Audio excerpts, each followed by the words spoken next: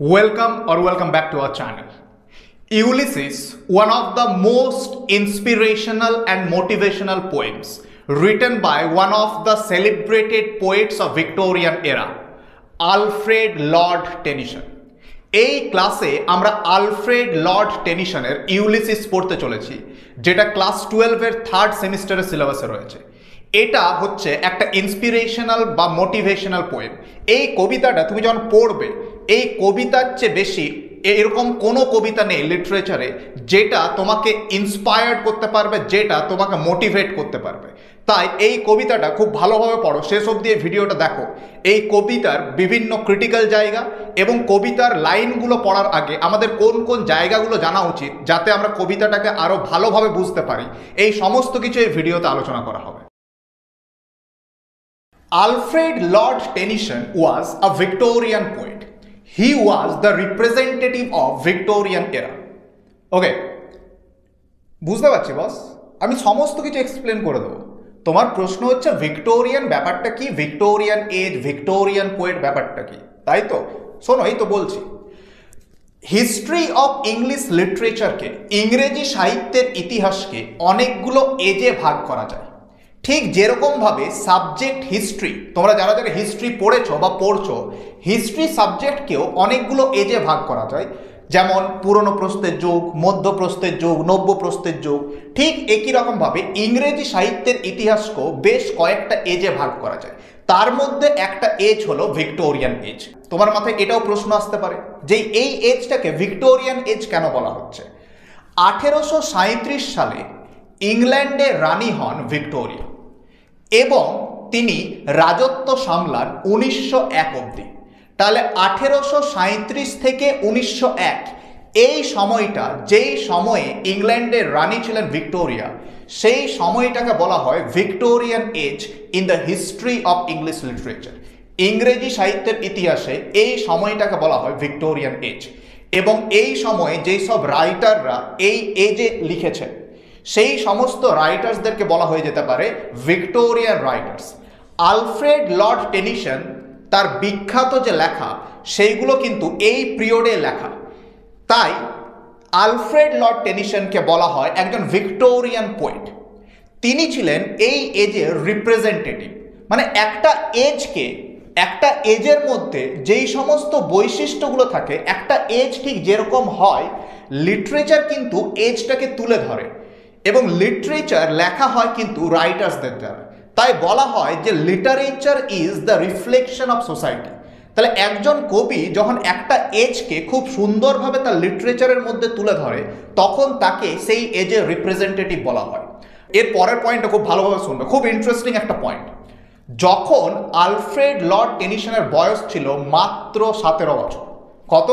মাত্র 17 বছর, ঠিক তোমারই বয়সে। যখন তার বয়স ছিল 17 বছর, তিনি তার বড় দাদা, তার নাম ছিল চার্লস, তার সাথে মিশে একটা কবিতার সংগ্রহ প্রকাশ করেন এবং সেই কবিতা সংগ্রহের নাম দেন পোয়েমস বাই টু ব্রাদার্স। ওকে, যখন তার বয়স ছিল মাত্র 17 বছর, যেই সময় তুমি ইউটিউবে ভিডিও দেখছো, সেই সময় তিনি কবিতা লিখে দিয়েছেন এবং সেই কবিতাগুলো আমরা পড়ছি। 1850 সালে তাকে পোয়েট লরেট সম্মানে সম্মানিত করা হয়। আলফ্রেড লর্ড টেনিসন অনেক গুরুত্বপূর্ণ কবিতা লিখেছেন। তার মধ্যে একটা কবিতা অলরেডি তোমরা সিলেবাসে পড়ছো। কোন কবিতাটা? Yes, Ulysses. এটা ছাড়া তার আরেকটা ইম্পর্টেন্ট কবিতা হলো দ্য লোটাস ইটার্স। এই দ্য লোটাস ইটার্স নিয়ে আমরা এই ভিডিওতে পরবর্তী ক্ষেত্রে কথা বলতে চলেছি। তার যে বেস্ট কবিতা, যার জন্য সে লিটারেচারে এমন একটা জায়গা পেয়েছে যে জায়গাটা কেউ কেড়ে নিতে পারবে না, সেটা হলো তার একটা এলিজি, ইন মেমোরিয়াম। তার খুব কাছের বন্ধু আর্থার হেনরি হলাম, তিনি যখন মারা যান, তার মৃত্যুকে কমেমোরেট করার জন্য তিনি একটা পোয়েট্রি লেখেন, একটা এলিজি লেখেন, যার নাম দেন ইন মেমোরিয়াম। তোমরা একটা জিনিস লক্ষ্য করবে, একটা ওয়ার্কের টাইটেল হয় তার মেন ক্যারেক্টারটাকে নিয়ে, যে সেন্ট্রাল ক্যারেক্টার বা প্রধান চরিত্র, তার নাম অনুযায়ী হয় একটা ওয়ার্কের নাম, না হলে তার মূল বিষয়বস্তু কি, তার সেন্ট্রাল থিম কি। এই কবিতাটার টাইটেল হলো ইউলিসিস। আচ্ছা, ইউলিসিস এখানে কে বলো তো? সেন্ট্রাল ক্যারেক্টার না main theme? Exactly, central character. এই কবিতাটা যাকে নিয়ে, সেই ব্যক্তিটা হচ্ছেন ইউলিসিস।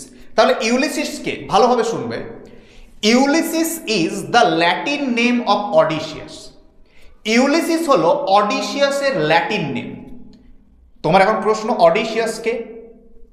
রুকো যারা, সবর করো। অডিসিয়াস হলো হোমারের লেখা দুটো এপিক, ইলিয়াড এবং ওডিসির একটা অন্যতম প্রধান চরিত্র। এরপর তোমার প্রশ্ন, হোমারকে? হোমার হলো একজন গ্রিক পোয়েট। তাহলে ব্যাপারটা কি হলো?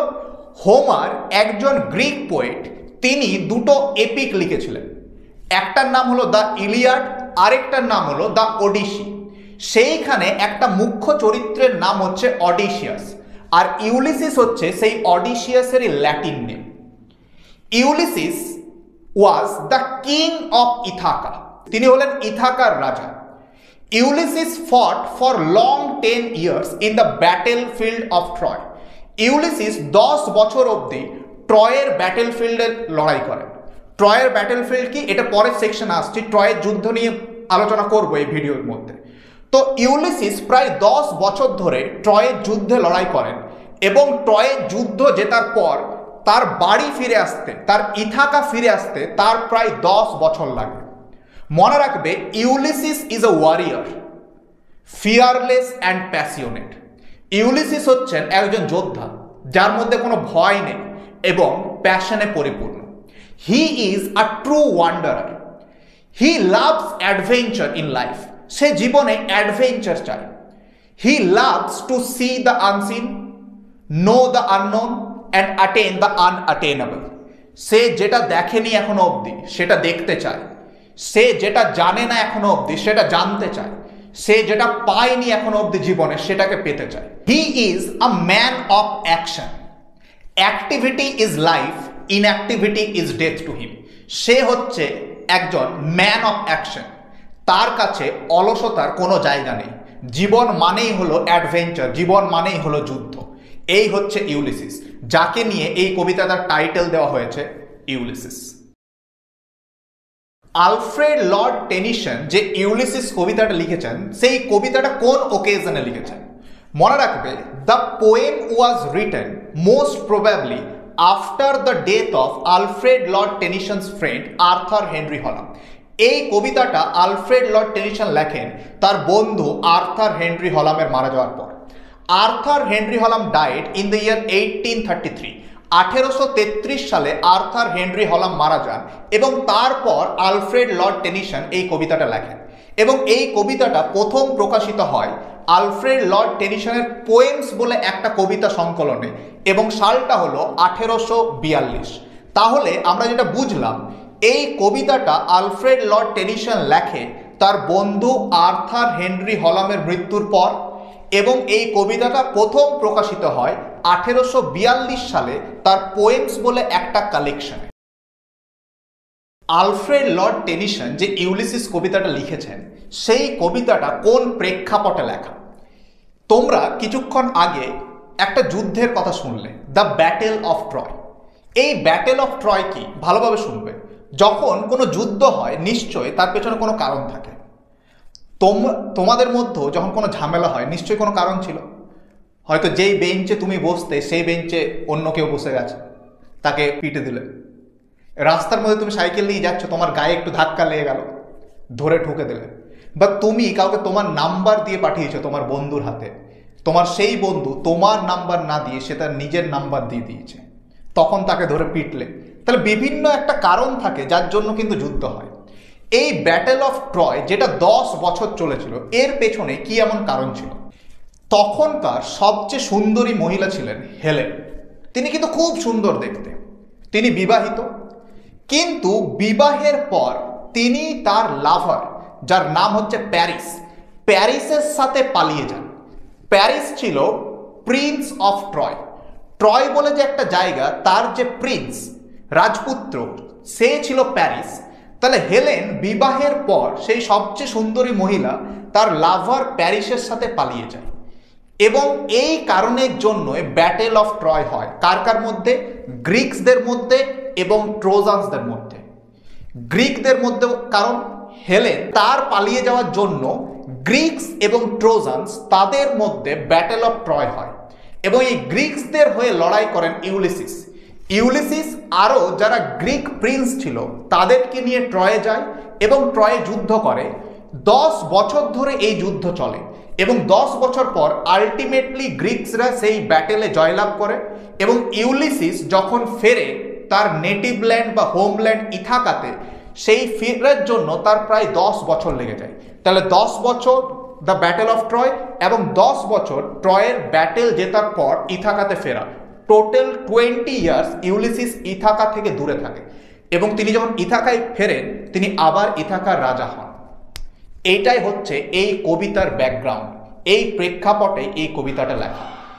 তিনি রাজা হয়ে যাওয়ার পর তার মানসিক অবস্থা কেমন ছিল, তিনি কি চাইতেন তার জীবন থেকে, এটা নিয়ে পুরো কবিতা। তোমরা অলরেডি জানো যে Ulysses is the Latin name of Odysseus. Ulysses হচ্ছে অডিসিয়াসের ল্যাটিন নেম। এই সেকশনে আমরা ডিসকাস করব যে হোমারের অডিসিয়াসের সাথে আলফ্রেড লর্ড টেনিসনের ইউলিসিসের কি পার্থক্য ছিল।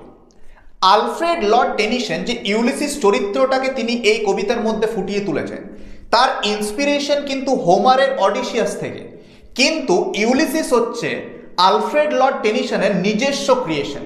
তাহলে what's the difference between Homer's Odysseus এবং Ulysses by Alfred Lord Tennyson? হোমারের অডিসিয়াসের সাথে টেনিসনের ইউলিসিস দুটোর মধ্যে পার্থক্য কি না? প্রথম পার্থক্য হলো টেনিসন বিগিনস হোয়ার হোমার এন্ডস। হোমার যেইখানে তার কবিতা শেষ করেছিল টেনিসন সেইখান থেকে শুরু করেছে। হোমারের অডিসিয়াস যখন সে ব্যাটেল অফ ট্রয় জিতে বাড়ি ফেরে সেইখানেই কিন্তু হোমার শেষ করে দিয়েছিল, কিন্তু টেনিসনের কবিতা শুরু হয় তারপর। ইউলিসিস যখন 10 বছর ব্যাটেল অফ ট্রয়ে পার্টিসিপেট করার পর আরও 10 বছর নেই তার নিজের রাজ্য ইথাকাতে ফিরে আসার জন্য, এবং ইথাকাতে যখন তিনি ফিরে আসেন তারপর রাজা হয়ে যাওয়ার পর তার মানসিক অবস্থা কীরকম ছিল এই নিয়ে কবিতাটা। তাহলে হোমার অডিসিয়াসকে যেখান থেকে শেষ করেছিলেন যেখানে, ঠিক সেখান থেকেই শুরু হয় টেনিসনের ইউলিসিস। দ্বিতীয় পার্থক্য, হোমারের অডিসিয়াস ঠিক যেরকমভাবে হোমার তার অডিসিয়াসকে রিপ্রেজেন্ট করে সেটা হচ্ছে অবজেক্টিভ, কিন্তু Tennyson's description of Ulysses is subjective. Homer অডিসিয়াসকে একটা অবজেক্টিভ পার্সপেক্টিভ থেকে দেখায়, যেখানে টেনিসন ইউলিসিসকে একটা পার্সোনাল বা সাবজেক্টিভ পার্সপেক্টিভ থেকে দেখায়। ইউলিসিসের মাথার মধ্যে যে মেন্টাল ডাইলেমাগুলো ছিল, মেন্টাল আনরেস্ট ছিল, সেইটাকে কিন্তু খুব সুন্দরভাবে তুলে ধরা হয়েছে। এবং তৃতীয় পার্থক্য, যখন ব্যাটেল অফ ট্রয় জেতার পর অডিসিয়াস নিজের রাজ্যে ফেরে তখন সে একা ফিরেছিল, কিন্তু ইউলিসিস যখন ফেরে ব্যাটেল অফ ট্রয় জেতার পর আলফ্রেড লর্ড টেনিসন ইউলিসিসকে কিন্তু একা ফেরাননি। ইউলিসিস তার সমস্ত ম্যারিনার্স বা নাবিকদেরকে নিয়েই কিন্তু ইথাকায় এসেছিলেন। এটা হলো 3 নম্বর পার্থক্য। আলফ্রেড লর্ড টেনিসনের লেখা ইউলিসিস এটা তো একটা ইন্সপিরেশনাল পোয়েম বটেই, এটা ছাড়াও it is an example of dramatic monologue. এরপর প্রশ্ন হচ্ছে ড্রামাটিক মনোলগ কি? মনে রাখবে, dramatic monologue is a type of poem having the characteristics of a drama. Dramatic monologue হচ্ছে একটা কবিতা যার মধ্যে ড্রামা বা নাটকের বৈশিষ্ট্য থাকে। তুমি যদি ড্রামাটিক মনোলগ এই টার্মটাকে একটু লক্ষ্য করো, দুটো ওয়ার্ড রয়েছে, এক হচ্ছে ড্রামাটিক, আরেক হচ্ছে মনোলগ। প্রথমে মনোলগ ব্যাপারটা আছে, যে মনোলগ কি? মনোলগ হচ্ছে একজন সিঙ্গেল স্পিকার যখন লম্বা একটা বক্তব্য রাখে সেটা হচ্ছে মনোলগ। ধরে নাও একজন যে কথা বলছে সে কথা বলছে, শেষই করছে না। কখন ইউলিসিস শুরু করেছে আলফ্রেড লর্ড টেনিসনকে নিয়ে বললো, ইউলিসিসকে নিয়ে বললো, ওকেজন নিয়ে বললো, ব্যাকগ্রাউন্ড নিয়ে বললো, ডিফারেন্স নিয়ে বললো ইউলিসিস এবং অডিসিয়াসের মধ্যে। এরকম কথা বলেই চলে যেত, অনেকক্ষণ ধরে দেখেই চলে, সে কথা বলছে তো বলছে, কোনো রকমের থামছে না, তাকে চুপ করানোই অসম্ভব। এইটা হলো মনোলগ।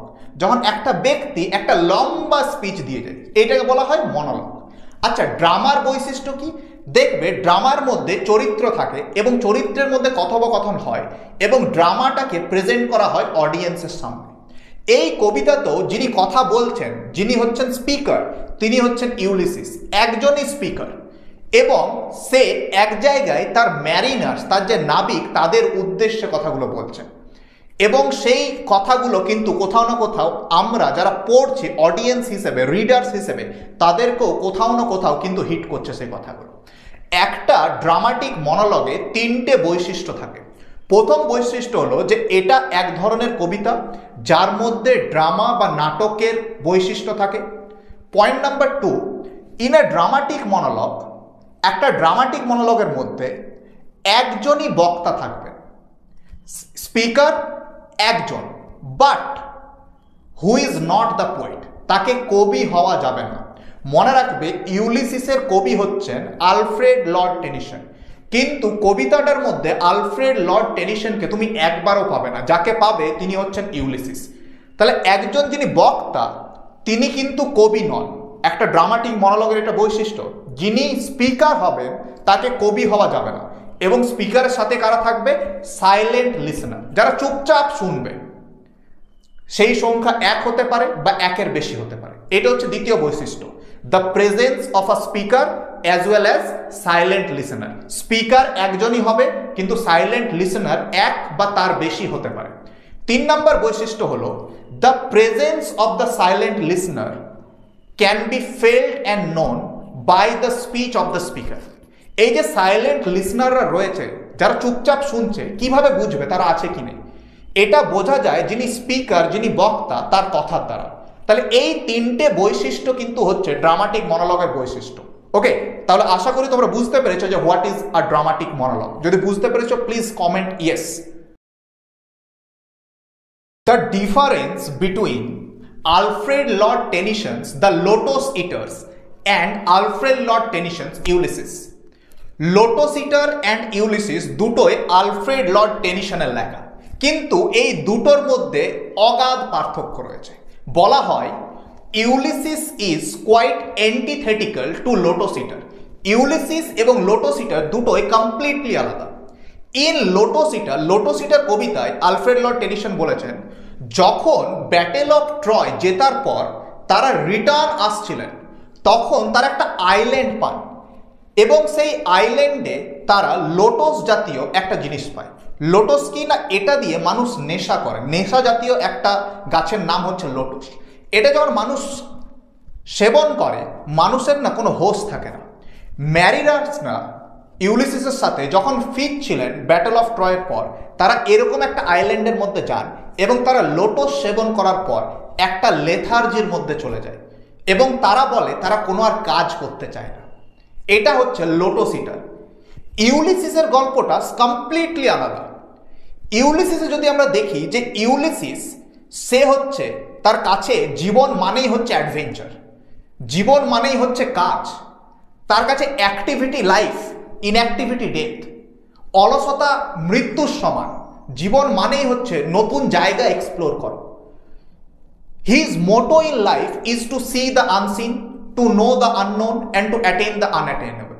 তাহলে একধারে যেখানে আমরা দেখছি যে লোটস ইটারে সেই ম্যারিনার্সরা তারা লোটস খাওয়ার পর নিদ্রায় আচ্ছন্ন হয়ে যাচ্ছে, নেশায় আচ্ছন্ন হয়ে যাচ্ছে, তারা কাজ করতে চাইছে না, তারা কাজের আগেনস্টে কথা বলছে। তারা এই পৃথিবীটাকে একটা আইডিয়াল পৃথিবী হিসাবে দেখছে নেশার ঘরে। আর একদিকে ইউলিসিস সে তার ম্যারিনার্সদেরকে বলছে যে ওঠো, বাড়িতে বসে থেকো না, বেরিয়ে পড়ো, কাজ করো, কাজেই জীবন, নতুন নতুন অ্যাডভেঞ্চারে যাও। যেটা এখনো জানো না তুমি সেটা জানার চেষ্টা করো, যেটা এখনো দেখোনি সেটা দেখার চেষ্টা করো, যেটা জীবনে এখনো পাওনি সেটা পাওয়ার চেষ্টা করো। বাড়িতে বসে থাকা জীবন নয় অলসতার সাথে। জীবন মানে হচ্ছে নতুন কিছু এক্সপ্লোর করা, নতুন কিছু জানা। তাহলে একদিকে আইডিয়ালিজম, একদিকে রিয়েলিজম, একদিকে লেবারের আগেনস্টে কথা বলা হচ্ছে, একদিকে লেবারের পক্ষে কথা বলা হচ্ছে। এই দুটো পোয়েট্রি কমপ্লিটলি আলাদা, কিন্তু একজনের লেখা, তিনি হচ্ছেন আর কেউ না, তোমাদের আলফ্রেড লর্ড টেনিসন। তাহলে আলফ্রেড লর্ড টেনিসন সম্বন্ধে আমরা জেনেছি, ইউলিসিস কে সেটা আমরা জানলাম, এই কবিতাটা কোন ওকেজনে লেখা সেটা জানলাম, কবিতার ব্যাকগ্রাউন্ড কি, কোন প্রেক্ষাপটে লেখা, হোমারের অডিসিয়াস এবং টেনিসনের ইউলিসিস দুটোর মধ্যে পার্থক্য কি, ড্রামাটিক মনোলগ কি, এবং লোটাস ইটার আর ইউলিসিস দুটোই টেনিসন লিখেছেন, কিন্তু দুটোর মধ্যে কি পার্থক্য। এই সমস্ত কিছু জানার পরে তুমি কিন্তু এই কবিতাটাকে আরো বেটার ওয়েতে বুঝতে পারবে। এই ইউলিসিস কবিতা থেকে যেই এমসিকিউগুলো তোমার পরীক্ষায় পড়বে, 5টা এমসিকিউ, 5 মার্কস রয়েছে, সেই 5 মার্কসে যাতে একটা নাম্বারও না যায়, এই পয়েন্টগুলো তোমাকে সেইখানে সাহায্য করবে। আলফ্রেড লর্ড টেনিসনের লেখা ইউলিসিস কবিতাটি বোঝার সুবিধার্থে আমরা 5টি ভাগে ভাগ করে নেব। প্রথম ভাগে আমরা পড়ব লাইন 1 থেকে 5, যেখানে আমরা দেখব Ulysses is tired of his dull life as the king of Ithaca. Ulysses ইথাকার রাজা হিসেবে ক্লান্ত হয়ে উঠেছেন। দ্বিতীয় সেকশন লাইন 6 থেকে 17, এখানে আমরা দেখব Ulysses's past life of adventures and experiences, he has enjoyed and suffered much. ইউলিসিসের অতীতের জীবন, যেখানে তিনি বিভিন্ন অ্যাডভেঞ্চারে গেছেন এবং তার জীবনের অভিজ্ঞতা কী, তিনি অনেক আনন্দ করেছেন, তেমনি অনেক কষ্টও পেয়েছেন। এই ইউলিসিসের অতীত নিয়ে আমরা জানব এই লাইন 6 থেকে 17 অবধি। থার্ড সেকশন যেটা হলো লাইন 18 থেকে 32, এইখানে আমরা জানব Ulysses can not rest and settle to a dull and colourless life of a king. Ulysses battle of Troy জেতার পর তিনি যখন ইথাকার রাজা হন, ইথাকার রাজা হিসেবে তিনি কিন্তু অলসতার জীবনকে তিনি চাননি। তার কাছে জীবন মানেই হচ্ছে অ্যাডভেঞ্চার, তার কাছে জীবন মানেই হচ্ছে এক্সপিরিয়েন্স। তাই ইথাকার রাজা হিসেবে তিনি একটা ডাল এবং কালারলেস লাইফ চান না। He wants to utilise every moment of life by gaining new knowledge and new experience. তিনি জীবনের প্রত্যেকটা মুহূর্ত নতুন কিছু জানার জন্য, নতুন নলেজ পাওয়ার জন্য, নতুন এক্সপিরিয়েন্সের জন্য তিনি সেই জীবনটাকে কাটাতে চান। ইথাকা রাজা হিসেবে শুধুমাত্র একটা অলসতায় ভরা জীবন তার কিন্তু পছন্দ নয়।